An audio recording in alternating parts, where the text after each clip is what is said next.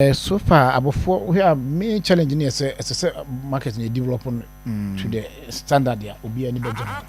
Now, I think some buy no na or your plans to say a person and now somewhere along the line you to World Bank any Minister of Agriculture or consultants be by some marketing. Okay. Now the idea behind this World Bank adapt to markets be a person or more promote food security and the Minister of Agriculture. Now you also Offinso-Abofuor so marketing be a biani free over pa to capture a can hobby. I'm a mama consultants in the for all the visibility studies. Now a car they needed the young baby and come hit the ground run and my year. Tiana so far you are saying sir in coming months contractor beba be juma wo Abofuor marketer omu ebema ultramodern market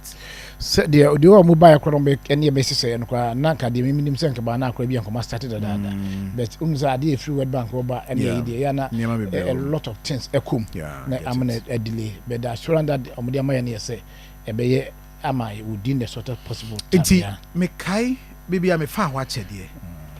na omu old market and me kai say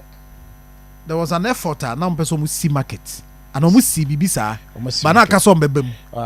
omanya banum okay nti ho na almost abe develop ya man me pass you nti ye be yo makwan do you have idea so far asan the tiano market no ya na enye the regular market Thursday say market day na market no ezu nti normal days in the old market do Thursday ni dia kai this market and omo yusu nti omo yes omo ba the road map ba